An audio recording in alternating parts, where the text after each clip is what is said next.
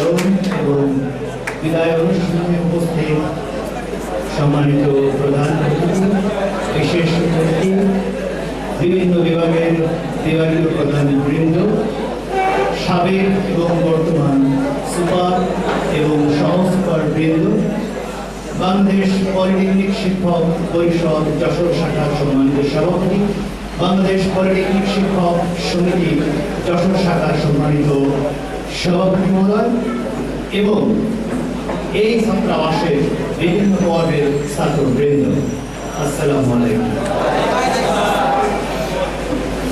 Hostel দ্বারে প্রবেশ করেই বিমোহিত হয়েছি উৎসবের আনন্দে। আজকে এই মুহূর্তে হলের যে সাজসজ্জা, যে পুষ্প এবং পুষ্পিত অভ্যর্থনা, তা প্রকাশ করছে এক শৈল্পিক মননে, এবং সেই আবেগঘন শৈল্পিক মননের দাবিদার একমাত্র তোমরা, যারা এত সুন্দর একটা অনুষ্ঠানের আয়োজন করেছে, যারা সৌন্দর্যে ভরিয়ে দিয়েছ আজকের এই সুন্দর রাতকে। আমি বসে বসে ভাবছিলাম, আমি যখন হোস্টেলে ঢুকছিলাম, সেই বৃক্ষ আলোকময়, আমি যখন হোস্টেলের করিডোরের ভেতরে ঢুকলাম, প্রতিটি দেয়ালে দেয়ালে একটা শিল্পের ছোঁয়া। আমি যখন এই হলে প্রবেশ করলাম, আমি অভিভূত হয়ে যাচ্ছি, উদ্বেলিত হয়ে যাচ্ছি। এই ব্রেন, এই মেধা কাদের? এটা আমাদের ছাত্রদের, যারা এত সুন্দর করে সাজিয়েছে। ইংল্যান্ডের একজন কবি আছেন জন কিটস, মাত্র 25 বছর বয়সে মারা গেছেন টিউবারকিউলোসিস রোগে। টিউবারকিউলোসিস হচ্ছে যক্ষ্মা রোগ। সে আমলে যক্ষ্মা রোগ হলে কেউ বাঁচত না, উনি মারা গেলেন। কিন্তু এই 25 বছর বয়সেই শুধুমাত্র সৌন্দর্যের উপরে লেখালেখি করে সারা পৃথিবীতে তিনি সমাদৃত হয়েছেন। আজও এত বছর পরে সেই জন কিটসের লেখা বিশ্ববিদ্যালয়গুলোতে পড়ানো হয়। তিনি একটা কথা বলেছিলেন, a thing of beauty is a joy forever. সুন্দর জিনিস চিরদিনের আনন্দের, অর্থাৎ যা সুন্দর তা চির আনন্দময়, যা সুন্দর তা বয়ে আনে আবেগ, দেয় উচ্ছ্বাস।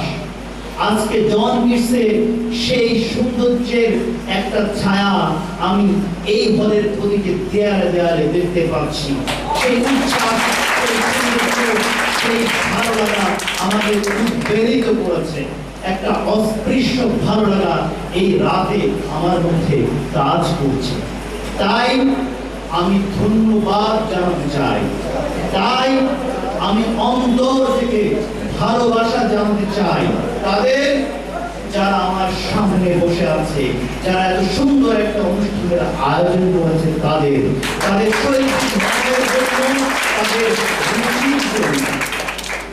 বহু বছর আগে ব্রিটিশ মিউজিয়ামে একজন কবি গেলেন।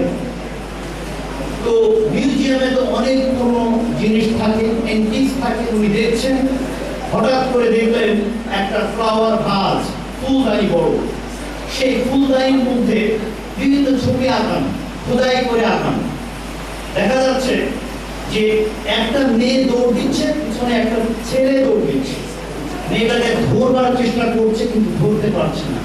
কবি যখন এই ছবিটা দেখছেন, যখন এই ছবিটা আঁকা হয়েছে, লেখা আছে তখন থেকে 500 বছর আগে, কবি দেখছেন সেটা 500 বছর পরে এসে।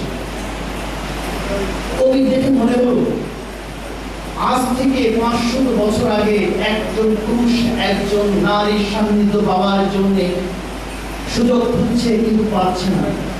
এই শিল্পটা 500 বছর পরে আমি দেখছি। তাহলে শিল্পের বিস্তার কত বেশি, জীবনের বিস্তার কত কম। জীবনের তুলনায় শিল্পের দৈর্ঘ্য অনেক বড়। জীবন শেষ হয়ে যায় কিন্তু শিল্প শেষ হয় না। সেই শিল্পবোধ যাদের মধ্যে আছে, সেই শিল্পের চেতনা যাদের মধ্যে আছে, তাদের অবশ্যই সুরচিত পরিচয় বহন করে। আমি তাদের ধন্যবাদ এই জন্য দিতে চাই।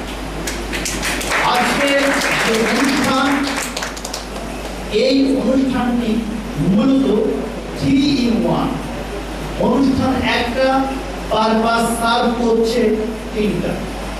সাবেক সুপারদের বিদায়, নবাগত ছাত্রদের বরণ এবং নবাগত সুপারদের বরণ। তো নবাগত যে ছাত্ররা আছে তাদের যে সংবর্ধনা এখানে হচ্ছে আজকে, তাদের সংবর্ধনা হচ্ছে যারা অনেক আগেই এই নতুনত্ব হারিয়ে পুরাতনদের কাতারে সামিল হয়েছে বলে আমার মনে হয়। তবুও পুলকিত হওয়ার মতো একটা কারণ আছে, আনন্দিত হওয়ার মতো একটা কারণ আছে। সেটা হচ্ছে এই, অনেক দেরিতে হলেও শেষ পর্যন্ত আনুষ্ঠানিকভাবে নবীনবরণ অনুষ্ঠানটি থেকে নবাগতরা বঞ্চিত হয়।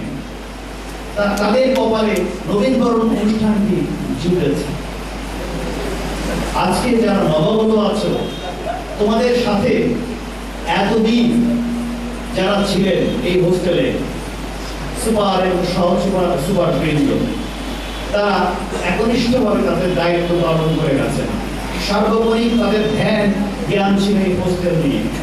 হোস্টেলের পরিবেশ যেন ভালো থাকে, হোস্টেলের মধ্যে ছেলেরা যেন ভালোভাবে থাকতে পারে, ভালোভাবে লেখাপড়া করতে পারে, এই চিন্তা তাদের মধ্যে সর্বক্ষণিক ছিল। তারা অনেক মেধা দিয়েছেন, অনেক শ্রম দিয়েছেন। এখানে বসে আছেন ওয়ালিউর রহমান সাহেব, আমি দেখেছি উনি অনেক মেধা, শ্রম, অনেক লেবার এই হোস্টেলের কিছু দিয়েছেন দীর্ঘদিন ধরে। তাদের কন্ট্রিবিউশনকে আমাদের মনে রাখতে হবে। আজকে অনুপ স্যারের কথা না বললেই নয়, আমার চোখে দেখা একজন বয়োজ্যেষ্ঠ, অভিজ্ঞ এবং পারদর্শী হোস্টেল সুপার হচ্ছেন অনুপ স্যার। এর আগেও উনি অনেকবার হোস্টেলের দায়িত্ব পালন করেছেন, চাকরিও প্রায় শেষের দিকে উনি সেটা বলেছেন। এই বয়সে এসে হোস্টেলের দায়িত্ব পালন করা কম ঝুঁকির ব্যাপার না। আসলে সত্যি কথা বলতে হোস্টেলের দায়িত্ব সবাই পালন করতে চায় না, একটা উচ্চ ঝামেলা। এর আগে বর্তমান সুপার বলেছেন এটা তার পেশার অংশ নয়। আসলে এটা কারোই পেশার অংশ নয়, অতিরিক্ত দায়িত্ব হিসেবে কর্তৃপক্ষ প্রশাসন দিয়ে থাকে, তাই তারা পালন করে থাকে। এই অসুস্থ অবস্থায়ও আমি অনুপ স্যারকে দেখেছি, উনি সবসময় রাত 9টা-10টা পর্যন্ত এই হোস্টেলে থেকেছেন, এখান থেকে গেছেন, হোস্টেলে নিয়ে যাচ্ছেন, ভাবনা ছিল। তার অসুস্থতা সত্ত্বেও শুধু এই হোস্টেলের স্বার্থে, তোমাদের স্বার্থে, ইনস্টিটিউটের স্বার্থে উনি দায়িত্ব পালন করে গেছেন। আজ উনি চলে যাচ্ছেন, ওনার প্রশংসা করে আমি ওনাকে খাটো করতে চাই না। ওনার যে কন্ট্রিবিউশন, ওনার যে ডেডিকেশন, ওনাকে স্যালুট করতে হয়।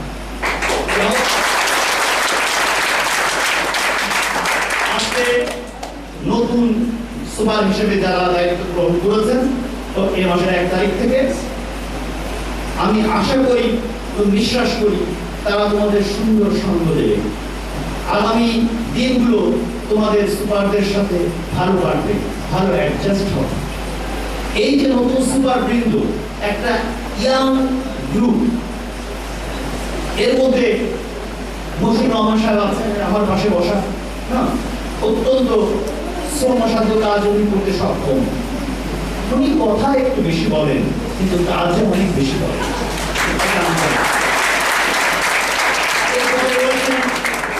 আব্দুল কুদ্দুস সাহেব 5 ওয়াক্ত নামাজি মানুষ, অনেক নামাজ কালাম করেন। ইদানিং ভালো আমাদের বিয়ে শাদী করেছেন বলে বাড়ির থেকে মনটা একটু বেশি বেশি যায়।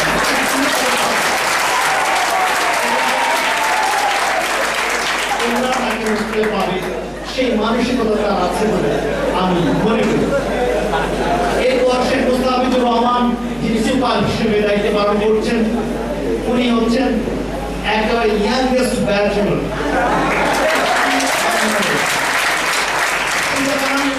তার সময় আছে, মেধা দেয়া, শ্রম দেয়া। আমি দেখেছি মুস্তাফিজ সাহেব দায়িত্ব গ্রহণ করবার পর থেকে রাত 11টার আগে আর বাসার দিকে যায় না। কোথায়? যখনই খবর নিই উনি হয় এই হোস্টেলে, না হলে ওই হোস্টেলে। উনি কিন্তু প্রচুর শ্রম দিচ্ছেন, প্রচুর সেবা দিচ্ছেন। যত সেবা প্রয়োজন দ্রুত নিয়ে নাও, বলা যায় না যে কোনো সময় যে করে ফেলতে পারে।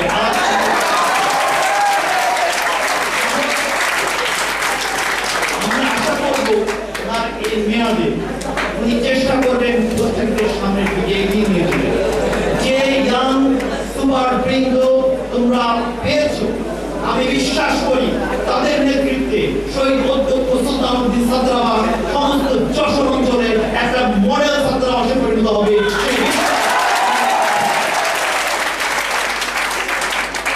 আজকে যারা নতুন এসেছে অর্থাৎ নবাগত ছাত্রাবাসে যাদের পদযাত্রা কেবল শুরু হলো, তাদের অনেক অনেক অনেক অভিনন্দন এবং শুভেচ্ছা আমাদের সবার পক্ষ থেকে।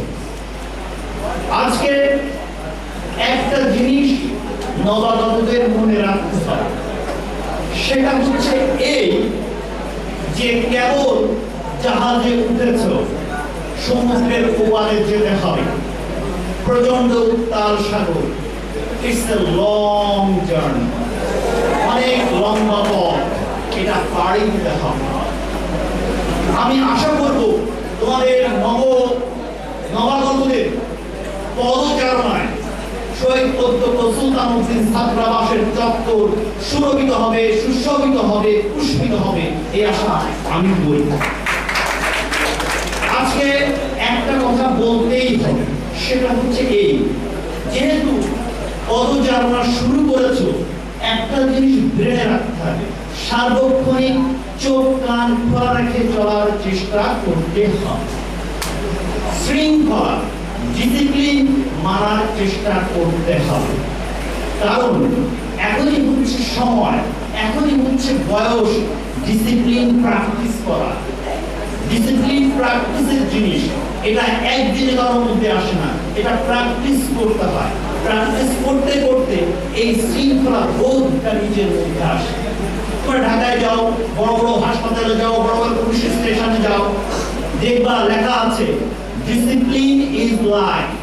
আমি ঢাকা ডায়াবেটিস হাসপাতালে দেখেছি, আমি পুলিশ হেডকোয়ার্টারে দেখেছি। অর্থাৎ এটা একটা সাইকোলজিক্যাল রিভলিউশন আনার চেষ্টা করা হচ্ছে, যে যাতে ব্রেনের মধ্যে প্রবেশ করে এটা যে আমাদের শৃঙ্খলা মানতে হবে, মেনে চলতে হবে।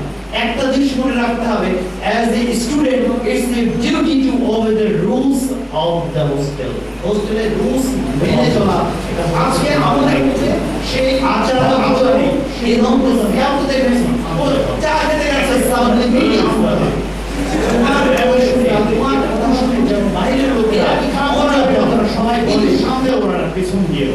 সুতরাং এই আচরণ পরিহার করে ভদ্রতা নম্রতা প্র্যাকটিস করার চেষ্টা করতে হবে।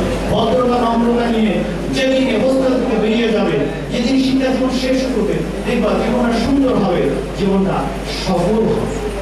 আজকে যতদিন হোস্টেলে থাকবা, একটা জিনিস ব্রেনে রাখতে হবে, যে আমি সৎ থাকবো, আমি অনেস্ট থাকবো, আমি অবিডিয়েন্ট থাকবো। কিসের প্রতি obedient? To the rules of the hostel. হোস্টেলের আইন কানুনের প্রতি অবশ্যই অবিডিয়েন্ট থাকতে হবে। তাহলে সাবেক একজন সুপার দুঃখ করে গেছেন, বর্তমান সুপারও সেই ইঙ্গিতটা দিয়েছেন যে বাটি কেন শর্ট পড়ে, অনুমতির ব্যাপার। অনুমতি কি চিন্তা করো, যে অ্যাজ এ ইয়াং ম্যান আমি একটা বাটি খেতেই পারি, খেতেই পারি। তুমি চিন্তা করো, আবার চিন্তা করো, তুমি খেতে পারো। তুমি চারটা বাটি খাওয়ার কারণে, তোমার দুটো বাটি খাওয়ার কারণে তোমার দুনিয়ার দুটো ছোট ভাই তারা এসে বাটি পেলো না, তারা খেতে পারলো না, তাদের কষ্টটা একবার অনুভব করো, একবার চিন্তা করো, দেখবা আর ইচ্ছে করবে না বেশি করে বাটি খেতে, এবং দেখবা বাটি আর শর্ট কিন্তু ভবিষ্যতে করবে না। এটা খেয়াল রাখবে। আর হোস্টেলের আইন কানুন কেন মানতে হবে? অবিডিয়েন্ট কেন হতে হবে? যত নষ্টের মূল হচ্ছে ডিসঅবিডিয়েন্স। এই পৃথিবীর সর্বপ্রথম অন্যায় এবং পাপটি হয়েছিল ডিসঅবিডিয়েন্সের কারণে। কোথা থেকে এলো ডিসঅবিডিয়েন্স? ইংল্যান্ডের একজন কবি আছে জন মিল্টন, উনি একটা মহাকাব্য লিখেছেন, বিশাল কাব্য। সেই কাব্যে উনি দেখাচ্ছেন যে ডিসঅবিডিয়েন্সের কারণে, গডের প্রতি ডিসঅবিডিয়েন্সের কারণে পৃথিবীর প্রথম পাপটি কিভাবে সংঘটিত হয়েছিল, যার ফলে এই পৃথিবীতে আজ মানুষের পদচারণা। মিল্টন বলছেন, গড অ্যাডামকে সৃষ্টি করলেন, তার সুযোগ সুবিধার জন্য হ্যাভেনে তিনি সব অ্যাডভান্টেজেস গুলো দিলেন, এবং তারপরে অ্যাডামের এই সুখ স্বাচ্ছন্দ্যকে বৃদ্ধি করার জন্য, তুঙ্গে তুলে দেওয়ার জন্য ইভকে সৃষ্টি করলেন, হাওয়াকে সৃষ্টি করলেন। মিল্টন দেখাচ্ছেন, হাওয়াকে সৃষ্টি করার পর গড বললেন, Adam, I have provided all the facilities here. আমি এখানে সব সুবিধা দিয়েছি। তোমার সুখ স্বাচ্ছন্দ্যকে বৃদ্ধি করার জন্য আমি ঈদকে প্রোভাইড করেছি। এখানে তুমি এনজয় করবে, চির সুখ তুমি এনজয় করবে। শুধু একটা জিনিস করবে না, লুক এট দ্য ট্রি, ওই গাছটার দিকে তাকাও। দিস ইজ ফরবিডেন ট্রি, এটা নিষিদ্ধ গাছ। Don't touch the fruit of the tree, ওই গাছের ফলটা তুমি খেও না। দুর্ভাগ্যক্রমে অ্যাডাম সেই কাজটাই করে বসেছে। ফলাফল কি? He was expelled from the heaven, heaven থেকে বহিষ্কার হয়ে গেল। পৃথিবীতে মানুষের পদচারণা কিন্তু শুরু হয়ে গেল, অন্যায় হোক আর ন্যায় হবেই হোক। আজকে একটা হোস্টেলে তোমার জন্য অনেক সুযোগ সুবিধা দেওয়া আছে। যেই সুবিধা তুমি হোস্টেলে পাচ্ছ, এই সুবিধা তুমি একটা ছোট্ট ছাত্র আসে পেতে পারো না। তুমি এসেছো অনেক দূরের একটা গ্রাম থেকে, এসে নাগরিক সকল সুযোগ সুবিধা তুমি এখানে পাচ্ছ, আরামে খাচ্ছ। তাহলে তুমি এর আইন কানুন মানবে না কেন? এই আইন কানুনের প্রতি তুমি সম্মান দেখাবে না কেন? অবশ্যই সেটা তোমাকে দেখাতেই হবে, না হলে তার পরিণতি কি হবে অতীত ইতিহাস ঘাটলেই তোমরা জানতে পারবে। সুতরাং তোমাদের যে শিক্ষার পথটা, ইটস এ লং ওয়ে। এই লং ওয়ের মধ্যে, এই পথের মধ্যে কি আছে? এই পথের মধ্যে অনেক চড়াই আছে, অনেক উতরাই আছে। এই চড়াই উতরাইগুলো পার হয়ে তোমাদেরকে এগিয়ে যেতে হবে। নজরুলকে আনলেই ভালো হয়, দুর্গম গিরিকান্তার মরুদুস্তর বারবার হে, লঙ্ঘিতে হবে রাত্রি নিশীথে যাত্রীরা হুঁশিয়ার। সুতরাং তোমরা যারা যাত্রী, তাদেরকে হুঁশিয়ার হতে হবে। একটা জিনিস তুমি মনে রাখো, যে তুমি যদি এতটুকু সৎ কাজ করো, এতটুকু ভালো কাজ করো, তাহলে অবশ্যই তুমি তার ফল পাবে। আর তুমি যদি এতটুকু অন্যায় কাজ করো, এতটুকু ডিসঅনেস্টি করো, তাহলে তার ফল তুমি পাবে। কোরআন থেকেই আনতে হয়, ومن يعمل مثقال ذرة خيرا يره ومن يعمل مثقال ذرة شرا يره। তোমাদের ভবিষ্যৎ জীবন সুন্দর হোক, ভালো হোক, আনন্দময় হোক এবং নিরাপদ হোক, সেই দোয়া করি।